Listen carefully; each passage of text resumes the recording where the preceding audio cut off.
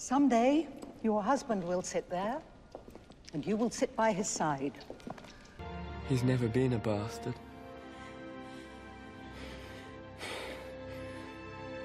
He's the heir to the Iron Throne.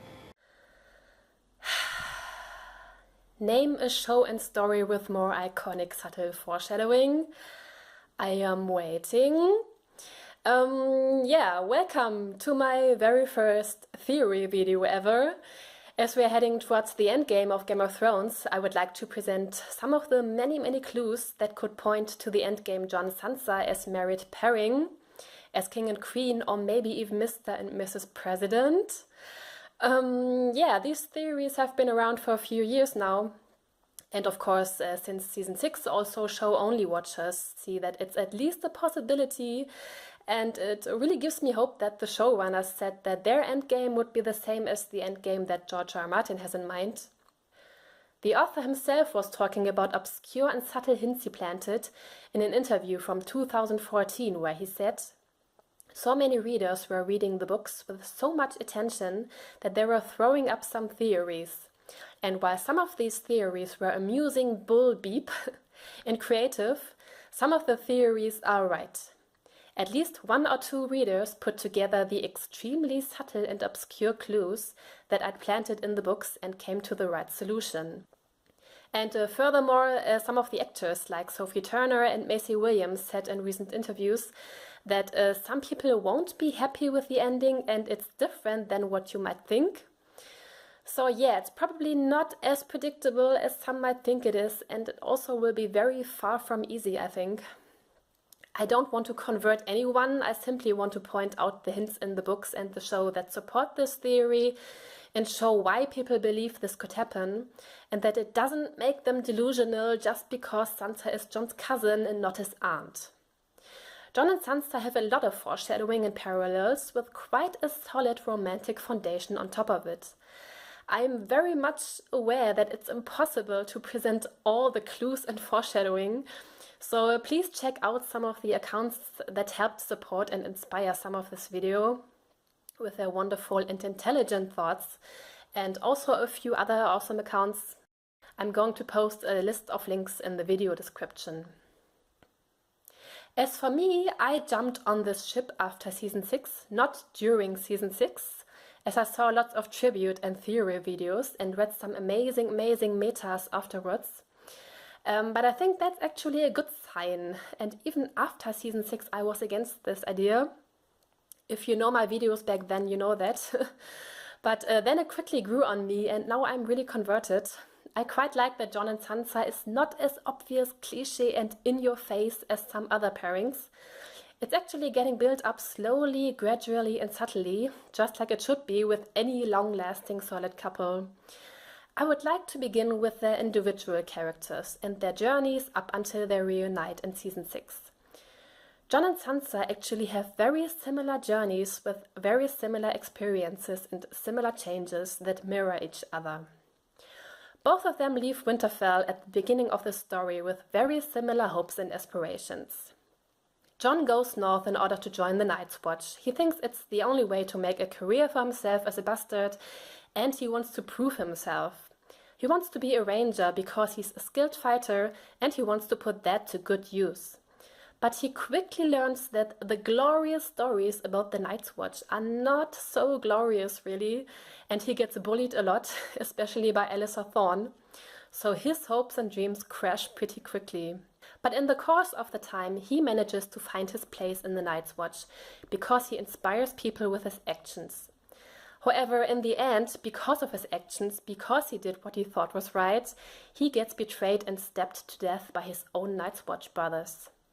While Jon is traveling north, Sansa is traveling south to King's Landing with her very own hopes and dreams of marrying Prince Joffrey and becoming queen someday. Sansa is a little girl with girly dreams. She wants to live the fairy tale with her very handsome dream guy and pretty babies. However, her hopes and dreams crash pretty quickly as well. Her supposed dream prince turns out to be the biggest psychopath who ends up beheading her father Ned Stark. Backstabbing, scheming, the harsh reality of the court of King's Landing quickly brings Sansa back on Earth into reality. Her life in King's Landing becomes a nightmare and she becomes a pawn. She gets married off to Tyrion Lannister because she's the key to the north. Later, Littlefinger sells her off to the Boltons. She goes through hell and back there, getting tortured, raped and violated. Also, both Jon and Sansa had to adapt to hostile surroundings. Jon pretended to be someone he was not when he was infiltrating the Wildlings, only to betray them. In King's Landing, Sansa learned how to play along in order to survive. She played nice and flattering with Joffrey, when in reality she was still hating his guts.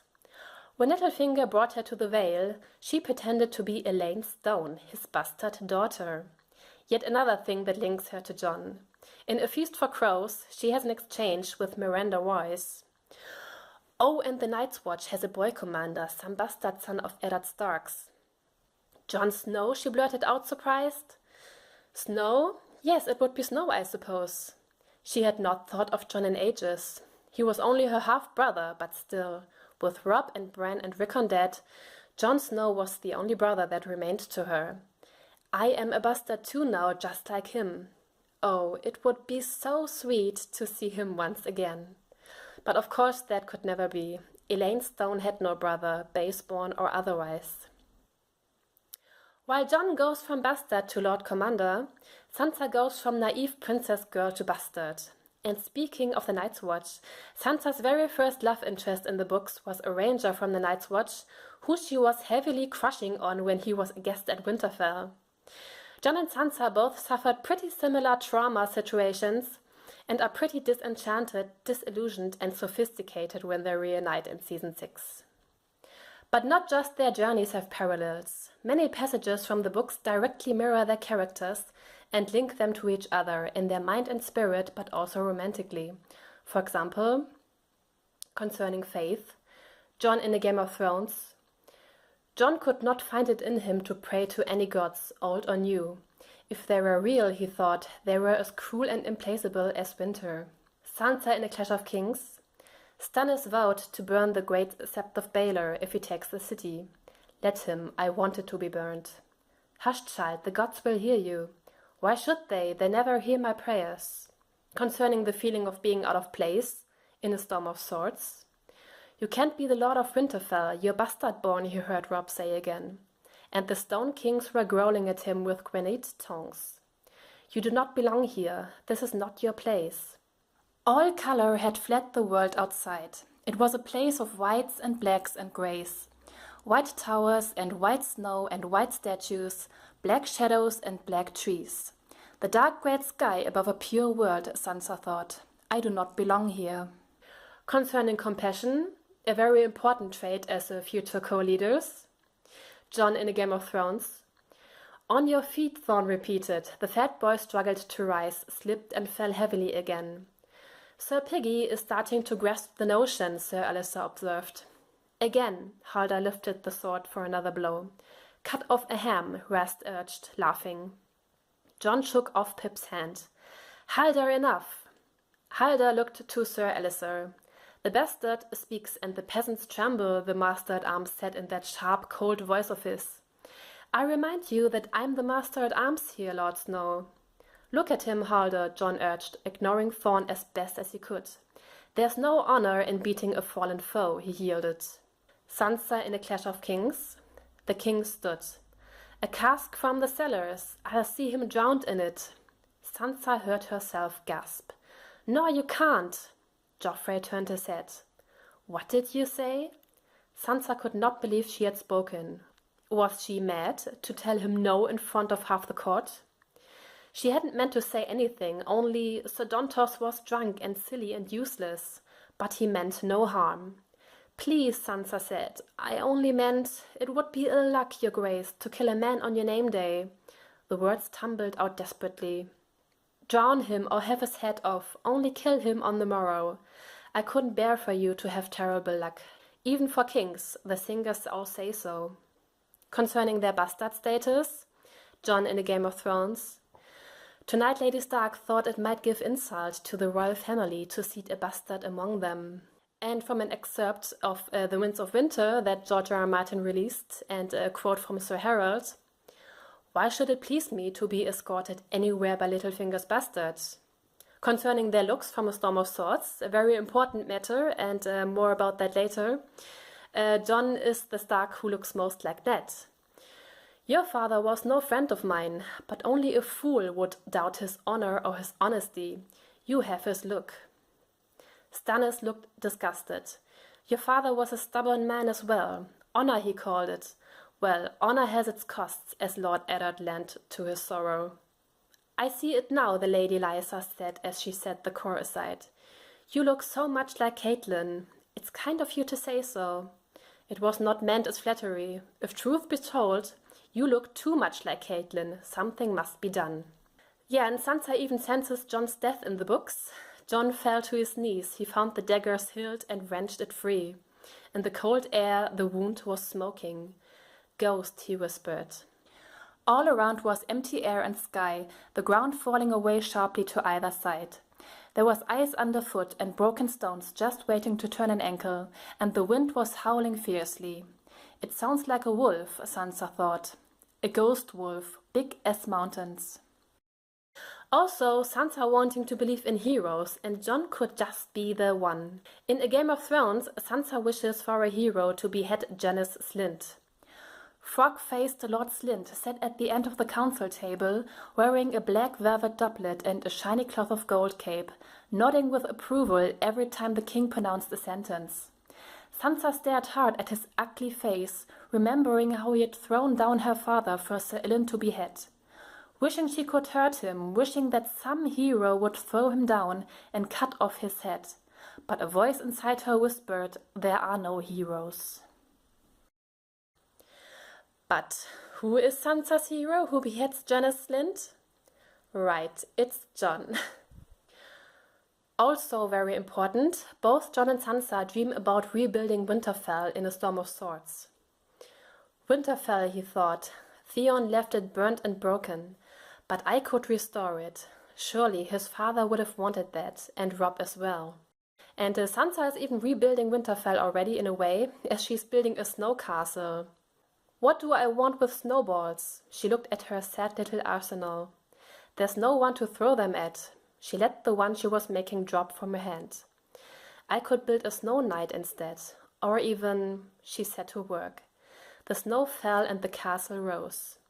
2 walls ankle high, the inner taller than the outer. Towers and turrets, keeps and stairs. The round kitchen, a square armory, the stable along the inside of the west wall. It was only a castle when she began, but before very long Sansa knew it was Winterfell. Both Jon and Sansa not just dream about rebuilding Winterfell, they also call themselves the Blood of Winterfell, and they also dream about having children that are linked to their lost family members in A Storm of Swords. I might someday hold a son of my own blood in my arms. I could name him Robb. He wanted it. Jon knew then, he wanted it as much as he had ever wanted anything. If I give him sons, he may come to love me. She would name them Eddard and Brandon and Rickon. In Sansa's dreams, her children looked just like the brothers she had lost. Sometimes there was even a girl that looked like Arya. Yeah, especially the passages about rebuilding Winterfell and their dreams of children. Jon dreaming of a son named Robb, Sansa dreaming of children that looked just like her lost siblings, give them a wonderful bond. They want to recreate the Winterfell of their childhood, both of them as head of the family, just like Ned and Catelyn Stark. This could be foreshadowed in 2 scenes in Season 7. The scene of Jon and Sansa watching the kids practicing archery in the courtyard of Winterfell, a direct parallel to Ned and Cat watching Robb, Jon, Bran and Rickon. And in the scene where Jon offers Longclaw to Jorah. I've forfeited the right to claim this sword.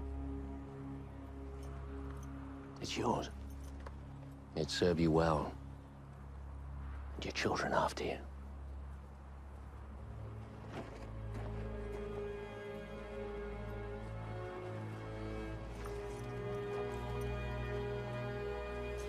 Right when Jorah hands Jon the sword back and mentions Jon's future children, the Stark theme plays and the scene cuts over to Winterfell. And Sansa and Arya, where Arya mentions how Ned used to watch them in the courtyard as children. In the books, Sansa was already kind of rebuilding Winterfell as she built her snow castle. And right before she's doing this, the wording goes like this. Drifting snowflakes brushed her face as light as lovers' kisses and melted on her cheeks. She turned her face up to the sky and closed her eyes. Sansa could feel the snow on her lashes, taste it on her lips.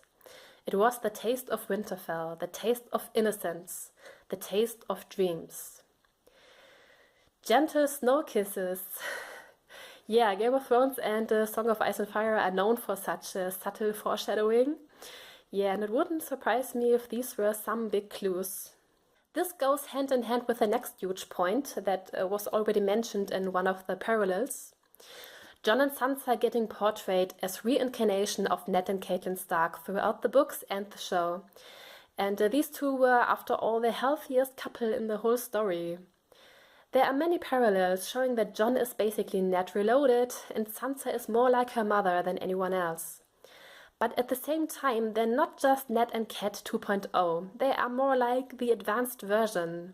Jon and Sansa get compared to Ned and Catelyn by a lot of other characters, and the show displays this with very similar characterizations as well as similar cinematography.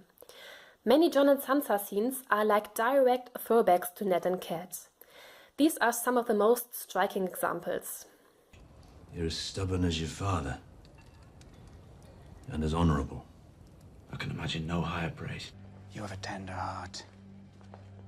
Just like your mother did at your age. I can see so much of her in you.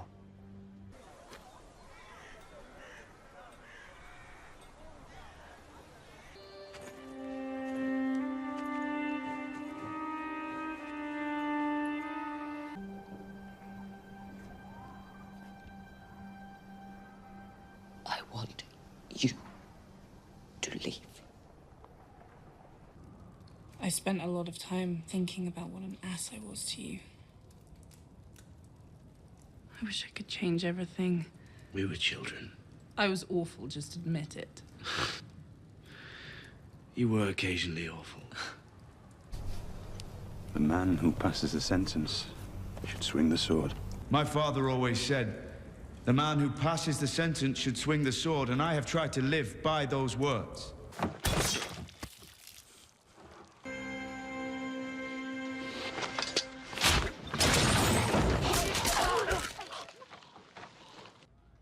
My father used to say, we find our true friends on the battlefield.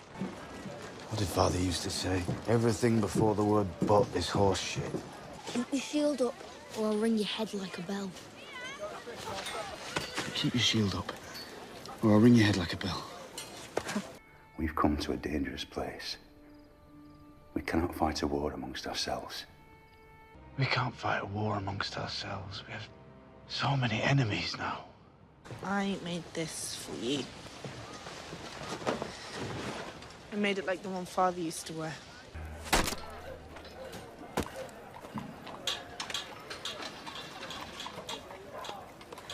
Go on.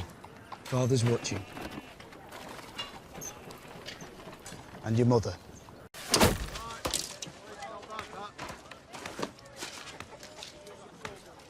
Gather around. Come here. I think it's really Tyrion. It could be someone trying to lure you into a trap. Read the last bit. Lord Stark. The lady. The guardsmen just rode in from the hills. They captured a deserter from the Night's Watch. A raven from King's Landing, Your Grace.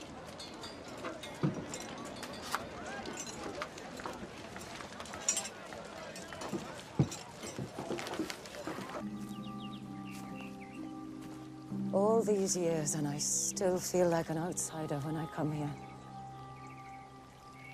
You have 5 northern children. You're not an outsider.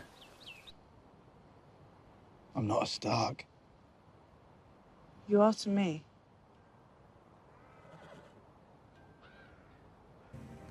He spent half his life fighting Robert's wars.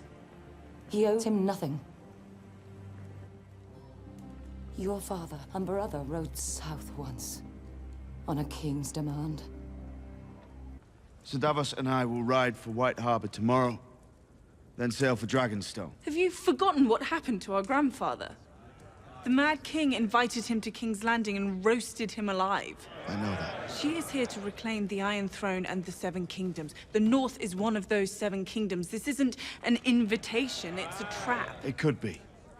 She says Jon Arryn was murdered. By the Lannisters. She says the king is in danger. She's fresh widowed, Cat. She doesn't know what she's saying. Lysa's head would be on a spike right now if the wrong people had found that letter.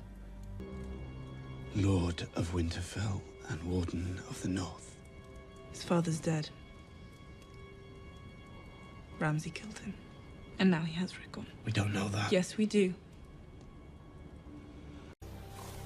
I wish I could see the girls. It's too dangerous. Just for a moment. Until we know who our enemies are. I know they did it, Ned. The Lannisters in my bones, I know it.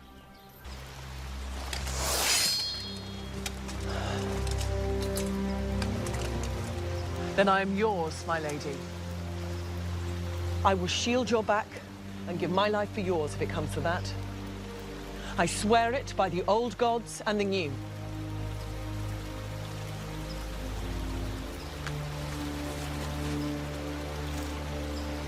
I vow that you shall always have a place in my home and at my table, and that I shall ask no service of you that might bring you dishonor.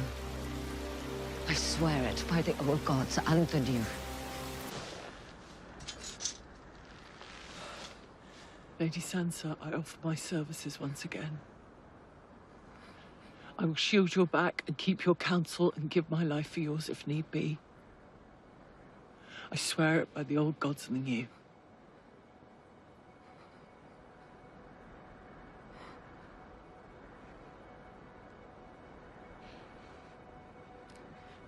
And I vow that you shall always have a place by my hearth and Meet and mead at my table. meat and mead at my table. And I pledge to ask no service of you that might bring you dishonor. I swear it by the old gods and the new. I thought that she'd be safest in here. One of several such establishments I own. You're a funny man. Huh? A very funny man. I loved Sansa, as I loved her mother.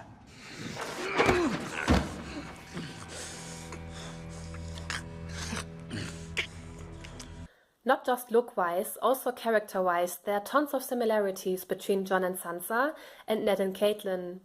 Like Jon being all about honor and doing the right thing like Ned, and Sansa often draws strength from her mother.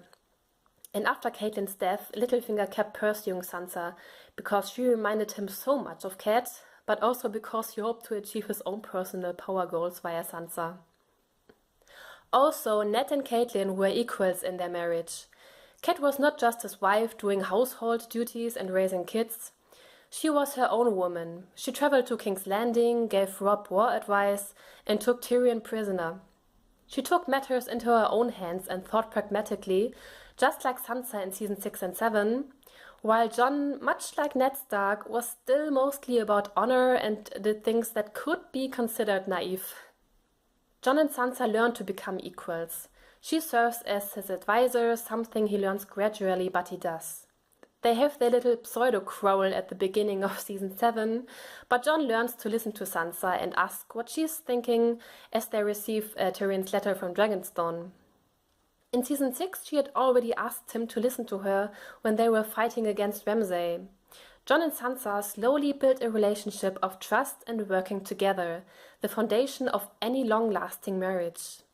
Like Ned and Cat, who were strangers when they met, who were not in love when they got married but built it over the years, Jon and Sansa have the full potential to follow their footsteps as head of House Stark the next generation.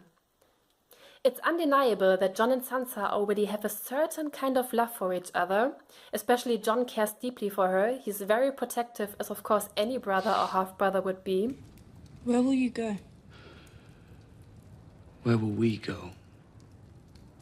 If I don't watch over you, Father's ghost will come back and murder me. I won't ever let him touch you again. I'll protect you, I promise. Touch my sister, and I'll kill you myself. But it's kind of funny to me how everyone wants him to embrace his Targaryen side and become king. But the possibility of him falling for his sister like a Targaryen is totally crazy, of course. And please notice that according to his original storyline, George R. R. Martin had Jon and Arya fall in love after she escaped to the Wall, and they were tormented by their feelings until they find out that they're actually cousins. Meaning until they can finally act on what is happening and developing between them at the moment. Jon and Sansa can build a love like Ned and Cat did over the years if they get married. Because, let's face it, nobody marries primarily for love in Westeros, and if you do, you are doomed, just like Robb and Talisa or Rhaegar and Lyanna. There must be a certain other gain from it. This is a Middle Ages type of society, after all, where you mostly marry for political reasons and to strengthen claims and alliances, and cousin marriage was very common.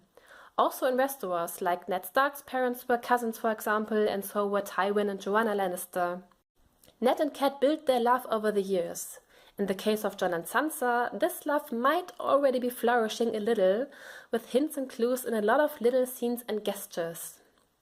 But first, on to the political gain of a Jon-Sansa marriage. Season 7 revealed that Jon is actually a legitimate Targaryen and the heir to the Iron Throne.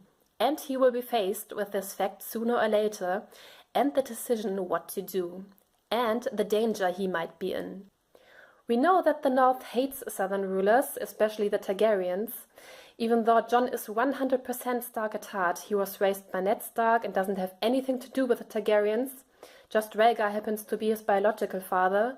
The Northern Lords will most likely question his loyalty. In Season 7 they already said perhaps they should have made Sansa their queen. Sansa is the rightful heir to the North, because Bran rejected any titles, knowing he's the three-eyed raven. And Jon is the rightful heir to the South. There's only one logical scenario. Jon and Sansa get married, Jon's loyalty towards the North gets reinforced, and war-torn Westeros and the fractured relationship between the North and the South gets repaired. Jon and Sansa have the support of the people of Westeros. They are kind-hearted rulers, they know their country, they suffered in it and for it, and they experienced it firsthand. Jon mostly in the north, Sansa in the south, but also in the north. This would match with the assumption that Jon and Sansa are based on the historical figures Henry Tudor and Elizabeth of York, whose marriage ended the War of the Roses and brought peace to the realm. I would also very much wish for Jon to finally become a rightful Stark by marrying Sansa. He always wanted to be a Stark more than anything else, and I think learning that he's a rightful Targaryen will devastate him. Of course, the Starks will always be his family, and Ned will always be his father, but becoming a legitimate Stark by marrying Sansa could finally make his dream come true. But back to the potential clues of an already flourishing love between these two. It starts with their reunion, of course, which was by far the most powerful and emotional reunion so far on the show. All the Stark reunions in Season 7 were pretty distant and underwhelming because the characters went through some drastic changes. But the Jon-Sansa reunion was the complete opposite, which is pretty strange since before Season 6 they never shared any scenes together. They never interacted, and I think this happened for a very good reason. Jon said goodbye to Robb, to Arya, and even Bran when he was in a coma, but not to Sansa. Why? Because Jon and Sansa were never close to begin with. Sansa was living in her lady world while Jon was feeling like an outsider and she looked down on him, much like her mother. Basically, when they reunited in Season 6, they just got to know each other.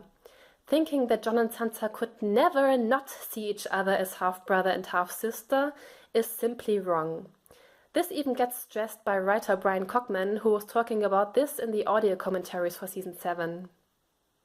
I loved this relationship that developed over the last season and continues into this with Jon and Sansa. The fun thing to explore there was the idea of two siblings that they weren't close as siblings. They weren't close when they were kids. They had no real relationship. Sansa didn't particularly like Jon. They had nothing to say to each other. They didn't even have a scene together in the pilot. Yeah, Mr. Cockman, we get it. They never were close as kids. I think the super emotional reunion scene could have been the beginning of something bigger, something way more meaningful. The audience was supposed to feel the immense power of this reunion because it was the beginning of the return of House Stark, led by Jon and Sansa as the next generation. Sansa gave Jon a new purpose in life after his resurrection. She got him to fight for their home, to get Winterfell back, when he was very tired of fighting. And he put himself into the Ned Stark position, watching over Sansa, giving her shelter and protecting her. They found strength and a new purpose in each other when both of them were at the devastating low point of their life, with hardly anything to keep them going anymore. Jon became king in the north with Sansa by his side. Sansa got her home back, a shelter, a place where she is safe with someone who always keeps her safe. Their reunion lifted both of them back up. The very first scene when they are talking about old times at Winterfell set a whole different tone already. Filmed in warm colors with lots of close-ups, and most of all, both of them managed to smile again, truly and honestly, which is something that is just so absolutely heartwarming and so important. From this moment on, they got to know each other really, as adults, as people who had been through hell and back and who now were thrown together to fight for their home in the entire North. Their dynamic became probably the most interesting and intriguing relationship dynamic we have seen so far. Two young people who had been shaped by different environments, by different people, Jon in the north, Sansa in the south, and who think that they are the only family they have left, team up to reclaim their home. They might have clashed from time to time, but that is only natural and understandable. The important thing is that they learned to be equals, to trust each other, to work together, and, in the long term, and they might not know it yet, to rule together. The show emphasized their relationship and power struggle, how Jon had to learn to listen to Sansa, how they should not be seen as contenders but as partners. Jon thought she was undermining him while she was just begging for him to listen to her advice, and he learned to do that. And not just that, he also gave her the North when he was leaving for Dragonstone. The biggest step so far in their relationship, leaving Sansa visibly touched and overwhelmed. Jon respects her, he trusts her like she respects and trusts him. She told him he's a good ruler, but also how he may not do the same mistakes as Ned and Robb. I wonder why the writers put so much emphasis on this relationship and how they need to build trust for each other only to part ways again at some point. But not just this. Jon and Sansa basically complete each other. She learned all about politics and playing the game in King's Landing, and also when she was with Littlefinger. At the same time, she also knows all about ruling the North as heir to Winterfell. Jon is that kind of good-hearted leader with honor and a skilled warrior. They would make a fine combination as king and queen. However, it was not just a reunion scene with those warm close-ups and with looks that could almost be interpreted as flirting that might hint at something more. The famous "we need to trust each other" scene in the season 6 finale ends with Jon giving Sansa a long forehead kiss. A very long, deep forehead kiss, while snow is falling around them. Which is a known TV trope. Snow means love. A classic romantic setting is two lovers alone in a gentle snowfall. And it ends with Jon giving her an intense, deep look, while Sansa looks almost a little shy and pretty touched. They may not be aware yet of what is happening to them, and if they are, they struggle to repress it. The cinematography and directing supports this in their scenes. Sansa reached for Jon twice, holding his hand and pulling him over, and every time the camera zoomed in, making sure the audience catches exactly what is going on. Jon handing Sansa the North could also be seen as a sign of his love. He was talking about how much he loved the North, how it's his home and a part of him, and he handed that part to Sansa, basically leaving a part of himself in Sansa's good hands. The scene with Jon and Littlefinger in the crypts is particularly interesting. Jon was stone cold the entire time and not reacting while Littlefinger was pushing all his buttons. Your father and I had our differences, but he loved Cat very much. So did I. She wasn't fond of you, was she? If it weren't for me, you'd have been slaughtered on that battlefield. You have many enemies, my king, but I swear to you, I'm not one of them. I love Sansa, as I loved her mother. The one thing that made Jon lose his temper was Littlefinger saying he loves Sansa, like he loved her mother. You could say Sansa might be Jon's weakness.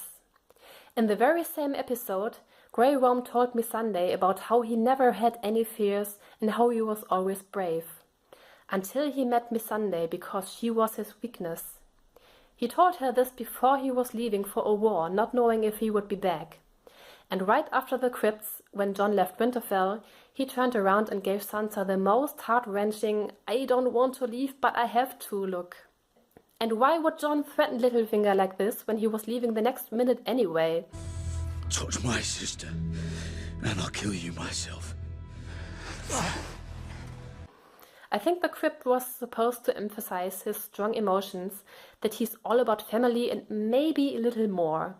You could argue, of course, that Jon was just behaving like any protective brother would.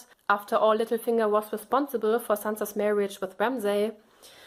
But his reaction went way beyond that, I think. Touch my sister or I'll kill you myself. Not stay away from my sister or don't bother my sister.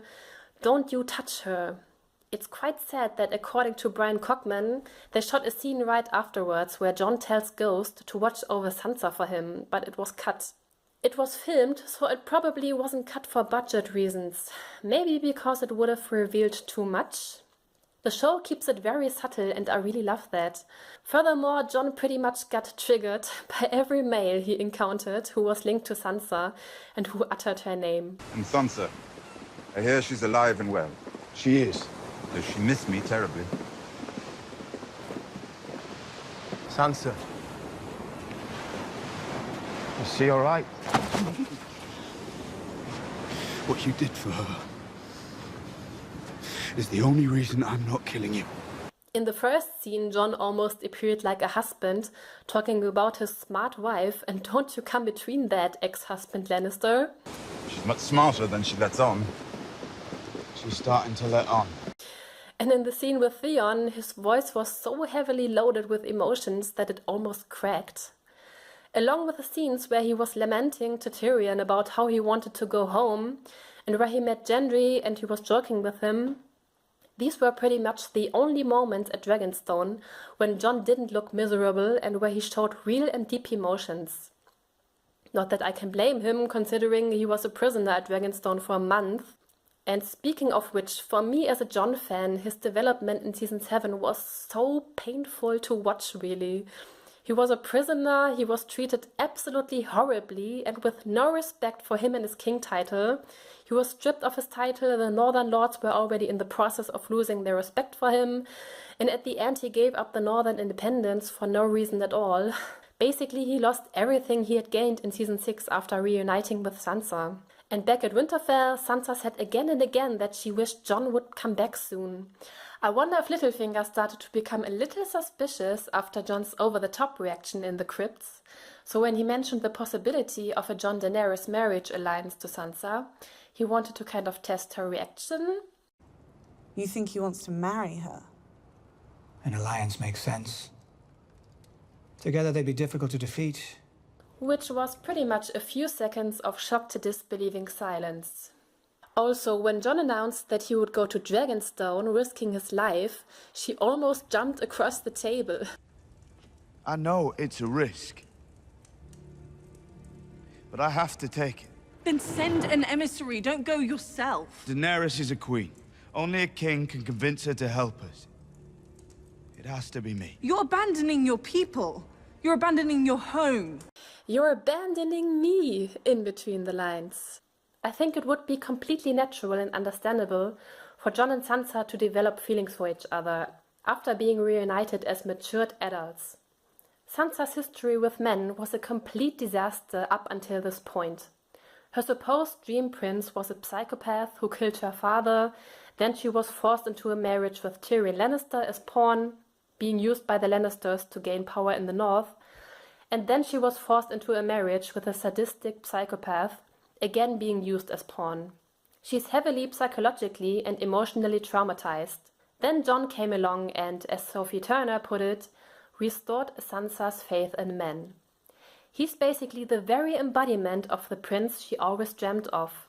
She even gave him the greatest compliment ever. So we can't question your decisions anymore. Of course you can, but Joffrey never let anyone question his authority. You think he was a good king? Do you think I'm Joffrey? You're as far from Joffrey as anyone I've ever met. This is a huge thing coming from her. Jon is everything Joffrey was not. She could have everything she wanted with Joffrey, with Jon. Ned Stark had tried to talk her out of her obsession with Joffrey, promising her someone very different. When you're old enough, I'll make you a match with someone who's worthy of you.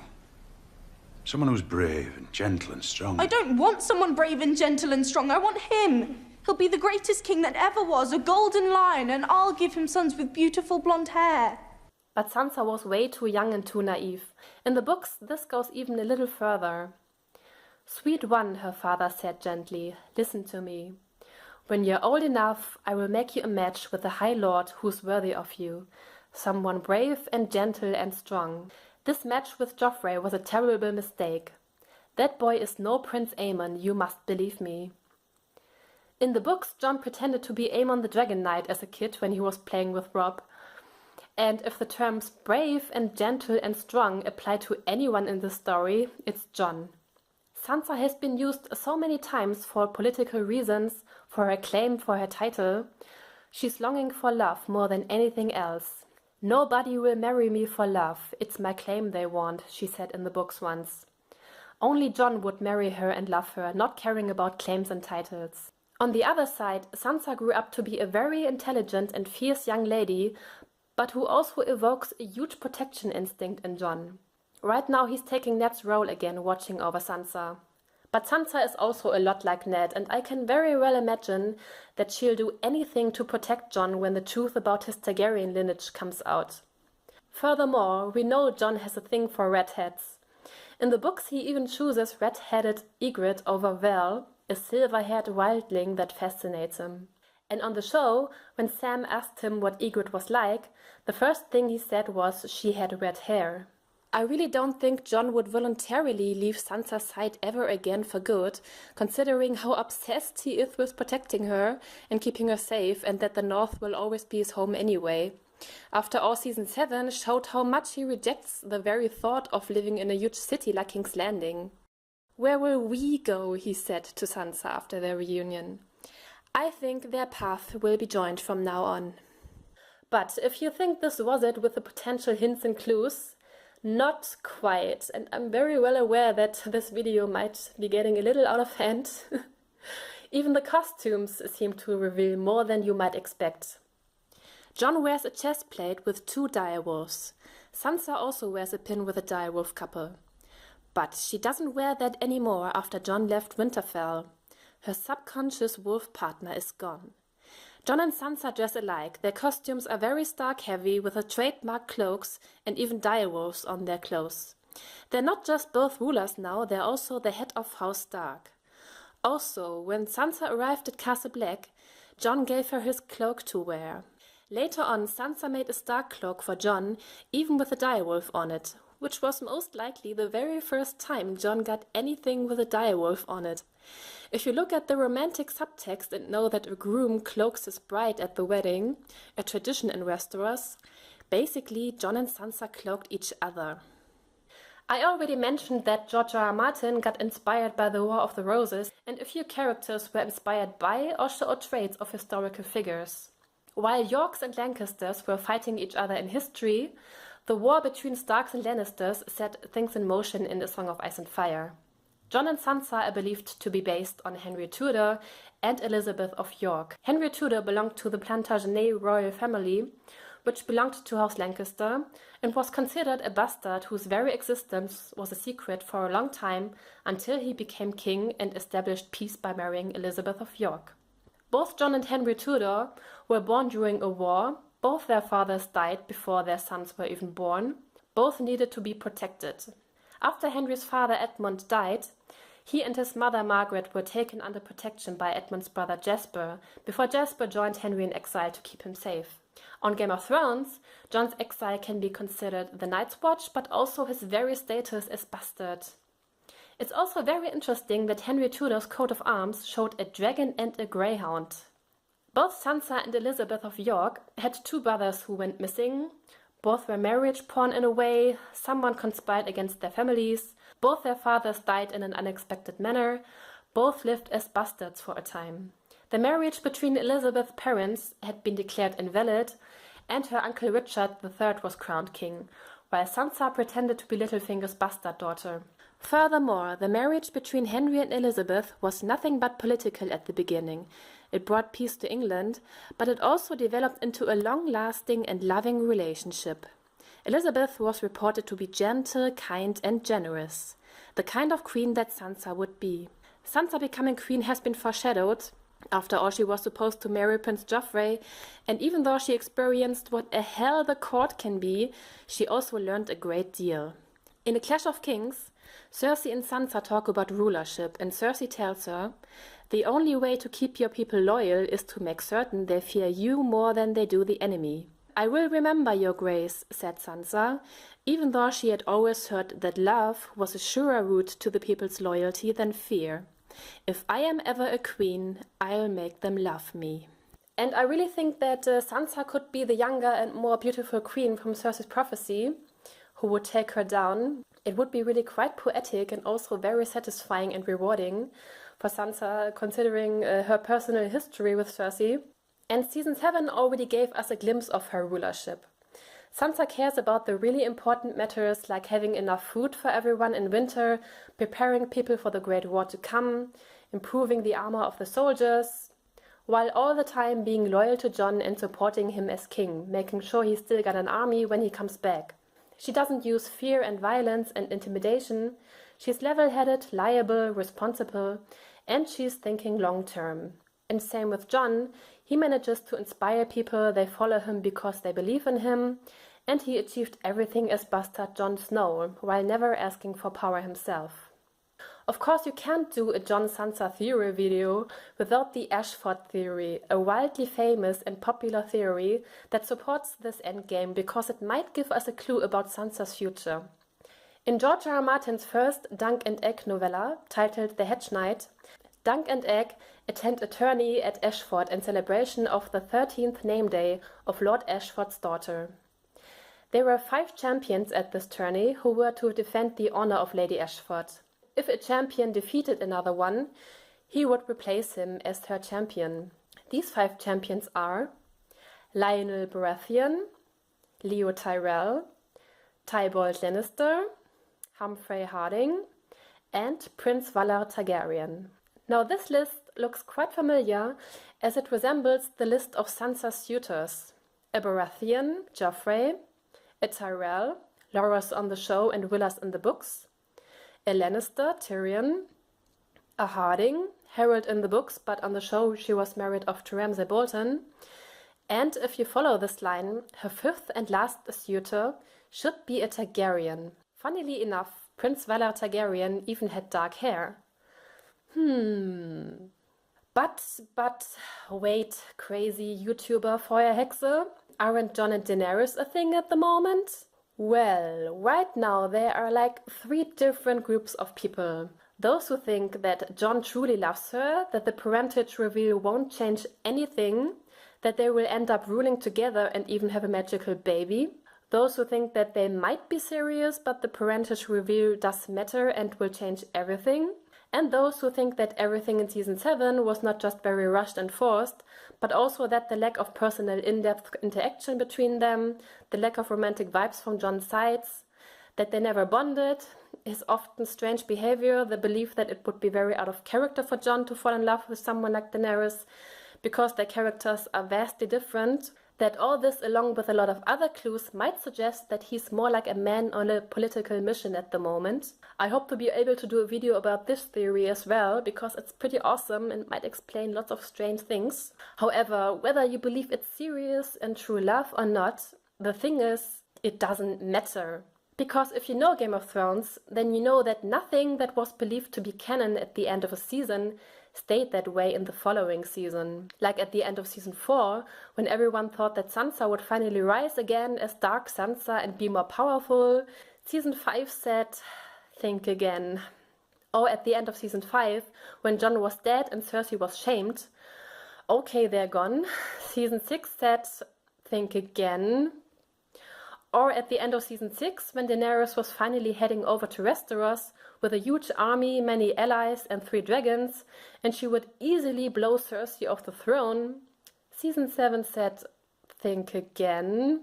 And now, at the end of season 7, of course, Jon and Daenerys will epically destroy the White Walkers together, get married, rule, and even have a magical baby. Season 8 says, well, I think you know the lyrics by now. They love to lure us into a certain direction, only to turn around again. I very much doubt that the endgame of Game of Thrones will be that easy, and that the person who wants power and the throne the most will get it, and suddenly become a good ruler when she's basically a powerful conqueror. That's not Game of Thrones, and certainly not George R.R. Martin's message. And of course, the parentage reveal will have a major impact and will change everything, otherwise why would they drag it into season 8? And I'm really sorry, but Jon and Daenerys are not the Song of Ice and Fire, as George R.R. Martin said several times, like in his Al Jazeera interview from 2011. For people who are not familiar with your work, the series takes place in an imaginary world. There's a struggle for control of the kingdom. The dynastic war is essentially one of the 3 main plot lines. There are the other plot lines involving these sort of superhuman characters, and then there's the exiled Targaryen daughter who seeks the return of her ancient throne. Why those 3 main plot points? Well, of course, the 2 outlying ones, the things going on north of the Wall, and then there's Daenerys Targaryen on the other continent with her dragons, are of course the ice and fire of the title, A Song of Ice and Fire.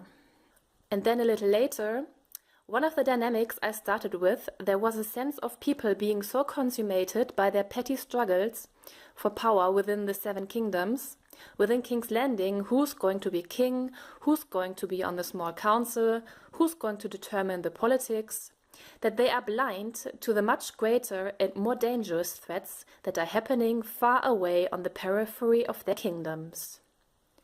Wink, wink. And please do yourself a favor and check out Indeed Geek's amazing video about the possible meanings of the title A Song of Ice and Fire. I'm going to post that link as well in the video description. Of course, Jon and Sansa as endgame would still be a little too happy for Game of Thrones. If they truly happen, then certainly after or with some major sacrifices and losses.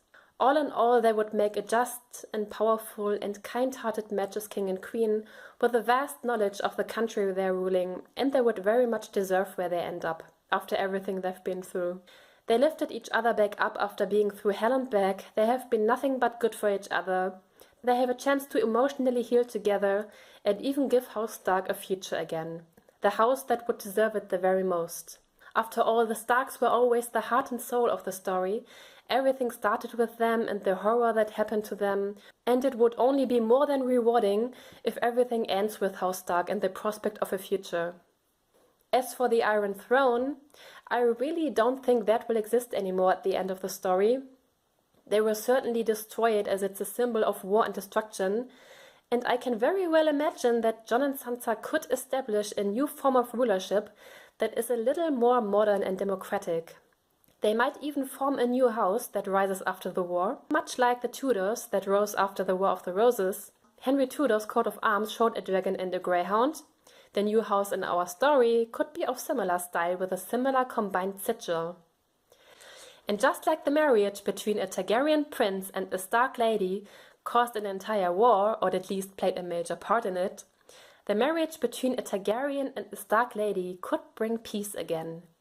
George R. R. Martin's last book, A Dream of Spring, was originally titled A Time for Wolves. And this is the last potential clue that I'm presenting.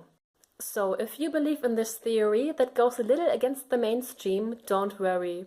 You are not delusional and you are not crazy. There are more than enough clues that support the possibility of this endgame.